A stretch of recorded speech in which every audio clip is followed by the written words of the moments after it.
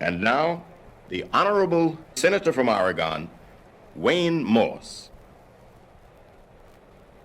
I come to you tonight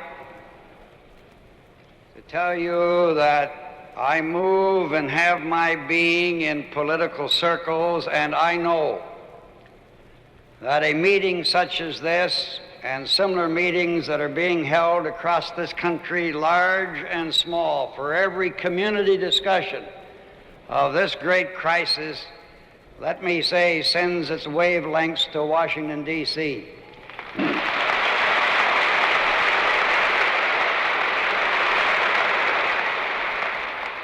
If I stress nothing tonight or say nothing that I'd have you remember until breakfast time tomorrow, I want to say this in answer to a dogma, in answer to a fallacy that has taken root in this country and is held mistakenly by many Americans. And that is that under this system of constitutional government, it is alleged that foreign policy belongs to the President of the United States, and it never was true in this republic, and you never must let it become true in this republic.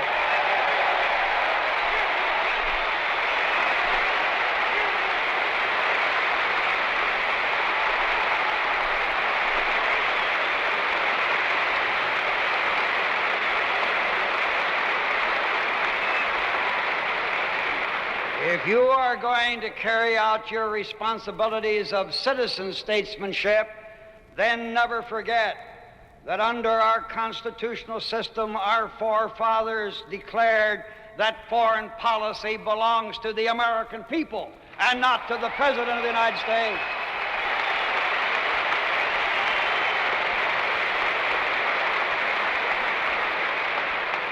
Under our system of government, the President of the United States is but an administrator of a people's foreign policy.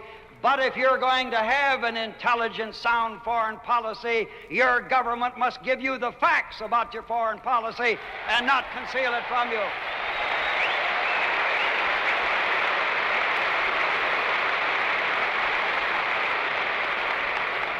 And it is with sadness on my lips and sorrow in my heart that I tell you that unfortunately we have already been taken a long way down the road toward government by concealment in America and not government by full disclosure.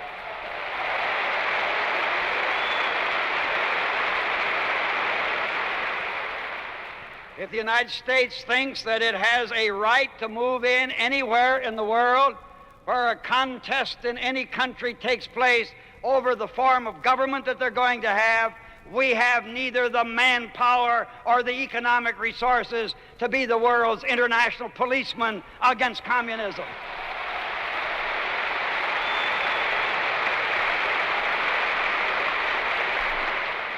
For more than a year and a half, almost two now, your Speaker of the evening, along with Ernest Greening in the Senate, have been urging that this country adopt the program that was recommended 20 years ago at Cairo and Tehran by Franklin Delano Roosevelt.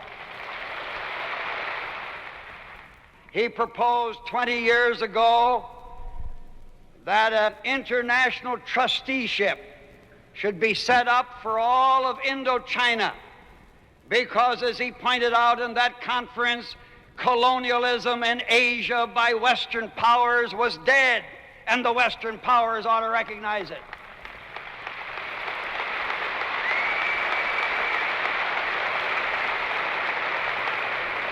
But what happened? Great Britain blocked it. Why? Great Britain thought 20 years ago, just imagine this, that they could hold India as a British colony. Of course, they should have given it up 35 years before Cairo and Tehran, but they still thought they could hold it. Now what's happened in the last 20 years? Great Britain and France and the Dutch and Belgium, all the colonial Western powers have learned that the Asians will not tolerate colonialism in Asia, but the United States hasn't learned it yet.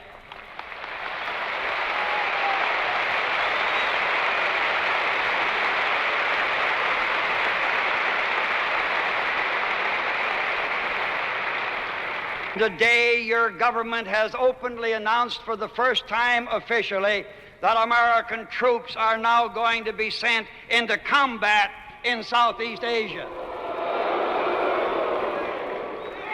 And as we go down that road of war, it is going to end up with the involvement of hundreds of thousands of American troops. It will not be many months before there will be 300,000 American troops, and it will not be long thereafter before there will be 1 million, and there will not be long thereafter if we don't stop this course of action until we are involved in a massive all-out war in Asia, resulting in the loss of hundreds of thousands of both Americans and Orientals. I want to say that there's been a lot of talk that we're in South Vietnam to protect freedom. There hasn't been an hour of freedom in South Vietnam since the first American troops moved in. The time for bilateral negotiations between the United States and South Vietnam on the one side, and North Vietnam and the Red Chinese and the Viet Cong on the other is gone. You can't expect the Red Chinese and North Vietnam to come to such a conference table with their diplomatic tails between their legs. They have no intention of engaging in that kind of a surrender.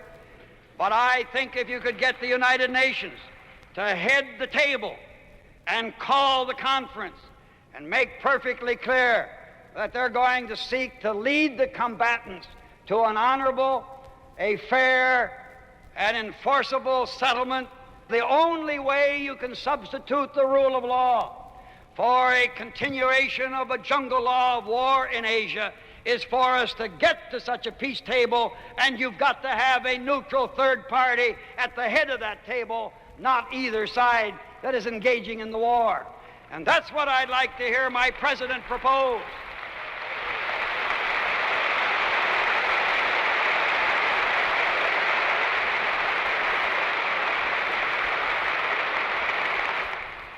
I think the hour of world history as far as peace is concerned is growing late. But what a change in world history if the President of the United States would announce that for the first time our country is calling under the Charter for an extraordinary meeting of the General Assembly of the United Nations, and our President would say to the world, the United States now requests that the United Nations use its procedures for the calling of an international peace conference for an attempt to settle this dispute in Asia by the substitution of the rules of international law for military might that is now prevailing. I happen to believe that you and I owe it to future generations of Americans to raise our voices in plea. If the United States continues to follow its course of action in Asia and the communists continue to follow theirs, mankind is going to be led into the Third World War Holocaust, out of which will come no victors. Thank you very much.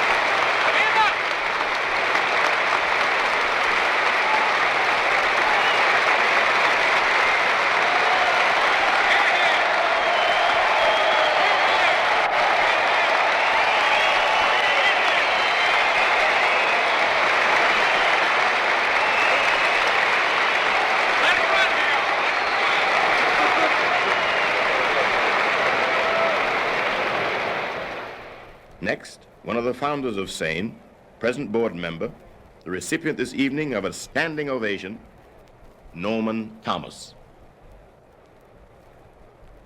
I have revised what I expected to say 3 or 4 times rather unsatisfactorily because this has been such a magnificent meeting.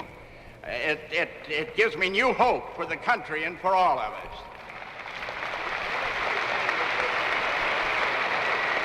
But its very magnificence places a burden upon us who speak so near the end.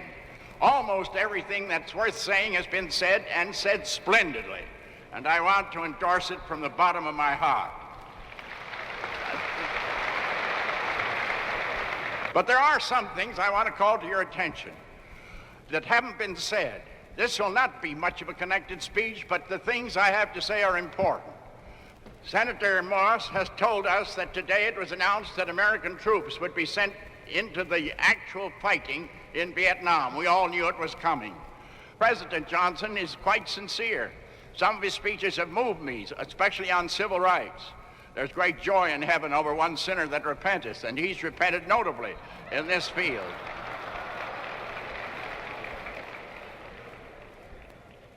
But I can't see that you are living up to this when you wipe out, as he will, practically all he's done or planned to do for a great society by turning our attention to the kind of war that's brewing, a war that may end very literally in something close to obliteration for mankind. And that's why we have to speak, and speak now on this subject.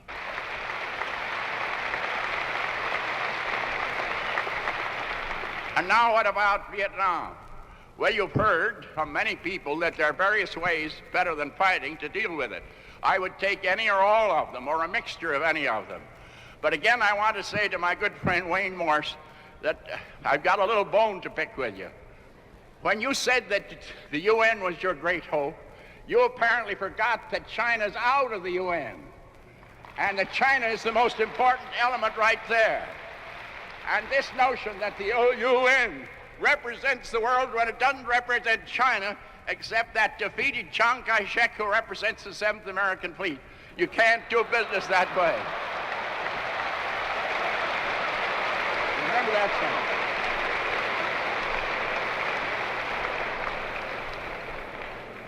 thing. But what I'd really like, and now I'm very serious, I'm not dreaming up a dream.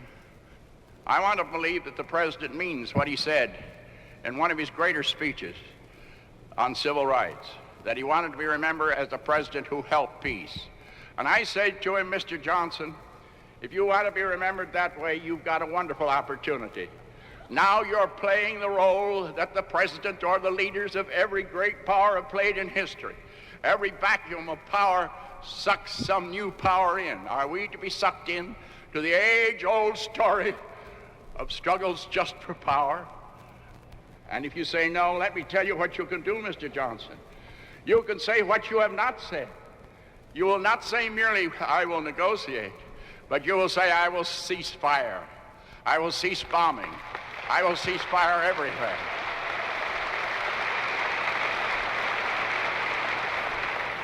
You will say what you have not said.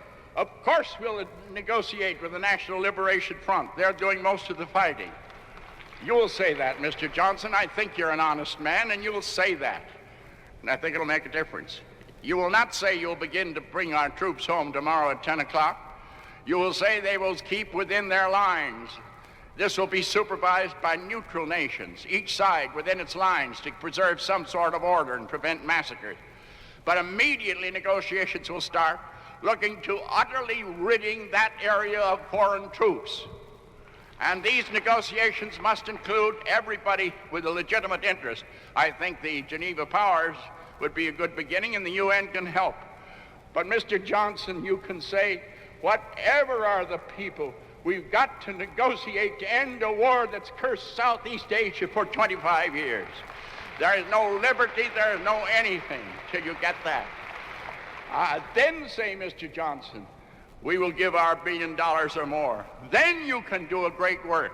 We are not neo-isolationists. We are people who want to separate ourselves from the curse of power politics wars in order to live in harmony with our brethren and to help where help is needed. This is the kind of thing I want said. You have said, Mr. Johnson, already that you'll attach no strings to negotiations. I doubt if you mean it. I want you to attach some strings. The result of the negotiations must be pleasing to the Vietnamese people. Nobody has said that. And the result of the negotiations must be an arrangement under which thousands will not be sacrificed on any side in revenge. Suppose Johnson said it. Would it give power to the communists? No. It would hit communism at its weakest point. It would show that democracy is capable of great things. It would show that you don't need to turn communist to escape our neo-imperialism. This, Mr. Johnson, is a chance to make you stand out in history even more than what you have done for civil rights. Thank you very much.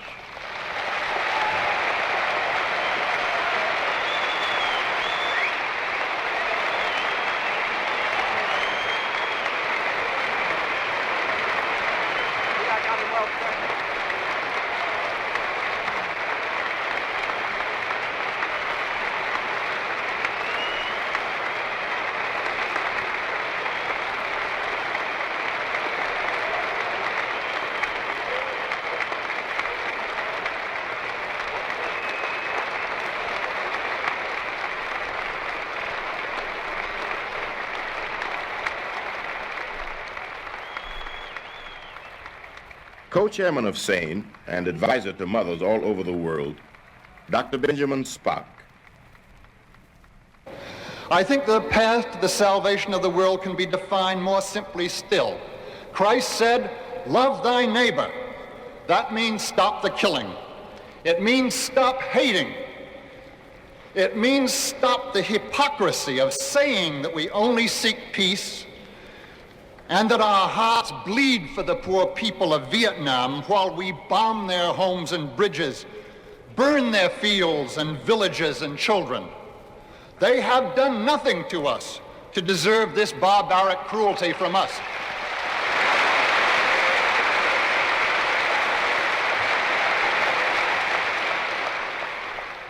In dealings between nations, as between neighbors, we must recognize that belligerence provokes belligerence. Friendliness creates friendliness.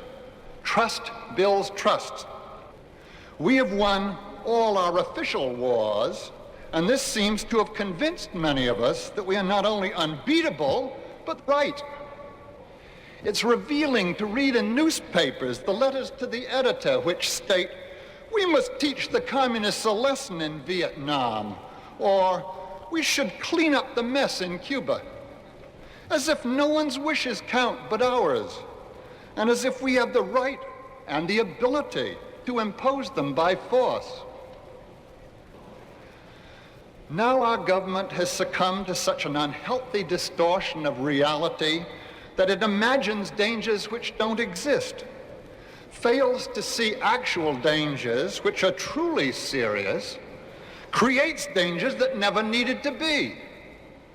It violates international agreements, jeopardizes the very existence of the United Nations, alienates its allies, antagonizes the neutral nations, and is ready to attack or intervene in any small country by which it feels threatened. In various parts of the world, its actions are being compared to the suppression of the Hungarian revolt. What a disgrace for the country of Washington and Lincoln.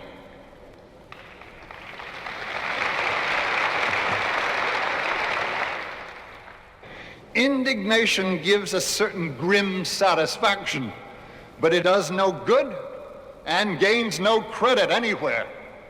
Action of one kind or another is all that counts.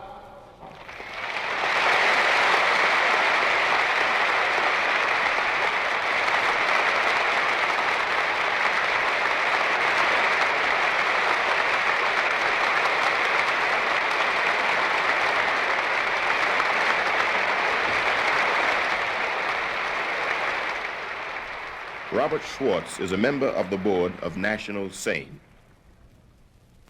Dissent must not be confused either with disloyalty nor with a form of mild disapproval. We here who dissent from our government's policy in Vietnam do so with the same force of moral conviction that swelled country's attempt to suppress the right of freedom in Vietnam and soon reversed its country's policy. We may well recall those words of Thomas Jefferson: "It behooves every man who values liberty of conscience for himself to resist invasions of it in the case of others, or their case may by change of circumstances become his own."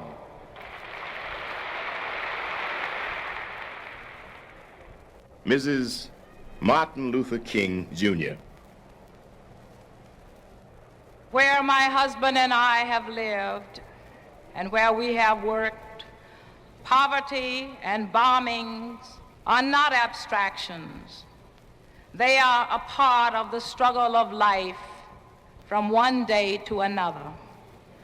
How can I explain to our 7-year-old son that people who bomb other people must be prayed for, pitied, and forgiven, that the federal government is on our side, and that democracy is our ideal, only to have him watch on the television and see the very same troops we welcomed in Alabama throwing bombs in Vietnam?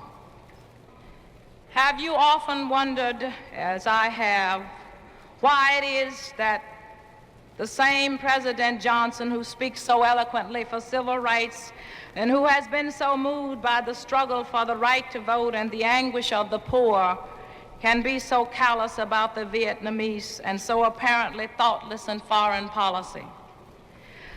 I think it is because we permit him to be.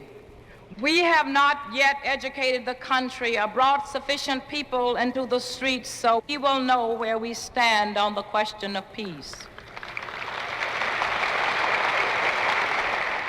Ultimately, there can be no peace without justice, and no justice without peace. The two great moral issues of our time, peace and human rights, are so closely related that we can say that they are one and the same.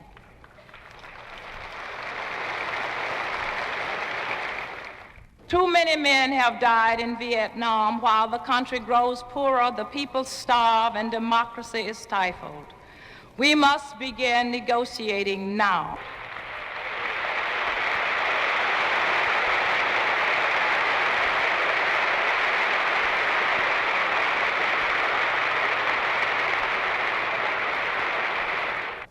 Bayard Rustin, speaking again on peace and civil rights, our common ground. We say to President Johnson, America cannot become policemen for this globe. If we are going to send Marines into every Latin American country that has communists in the midst of a revolution, if we are going to move every time communists take sides, one or another, in relation to revolution in Africa, then we are damned to move tragically from one disaster to another.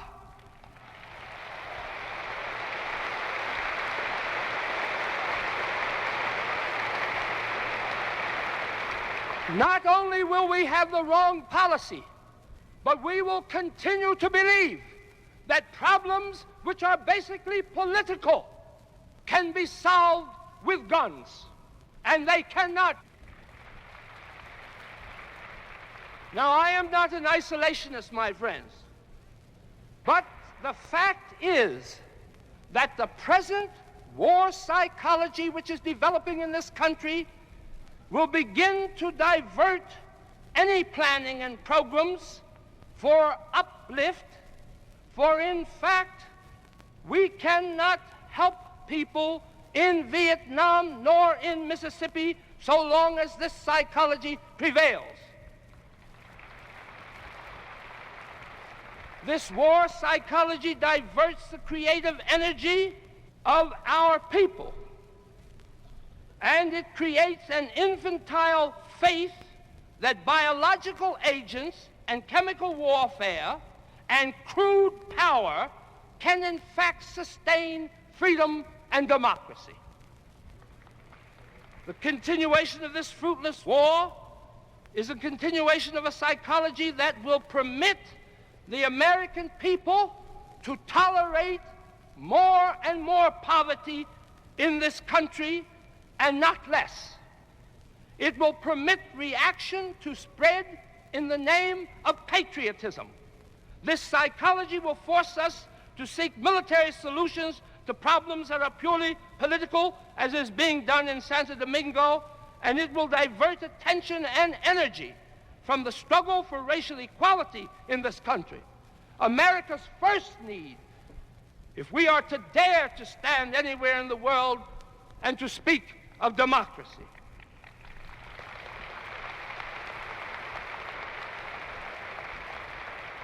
And one hopes to God that before it is too late, this country will finally learn that workers and peasants, whether they are in Mississippi or whether they are in South Vietnam or North Vietnam, the desire for dignity and freedom from foreign domination is so vast and so great that all the troops of the United States and our arsenal of biological agents and chemical warfare cannot prevail against them.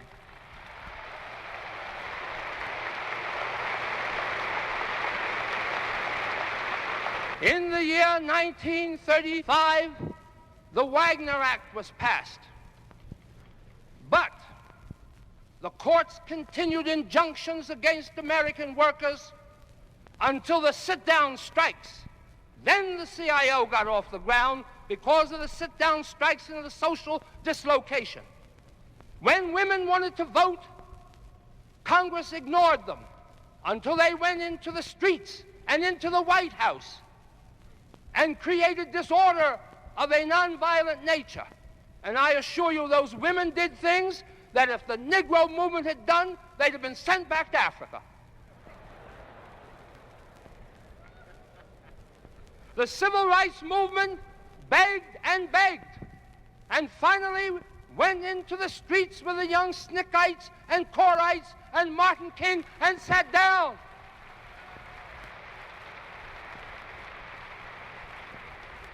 The time is so late,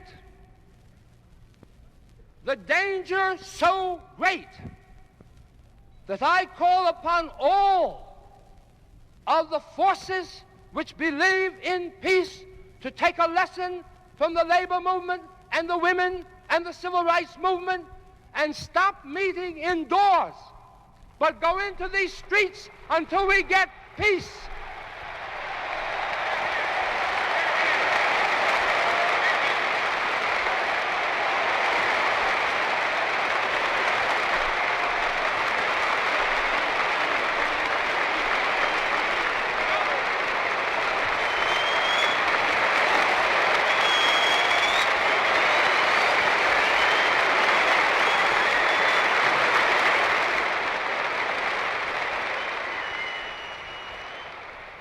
Co-chairman with me of this rally tonight, Dr. Harold Taylor.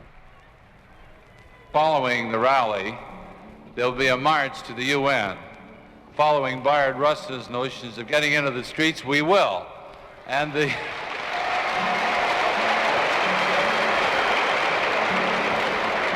march will be led by Dr. Spock and Senator Morse, Norman Thomas. And Joan just said, I'll come. So Joan Baez will be there, and Canon Collins, Mrs. King, and Mr. Thorne.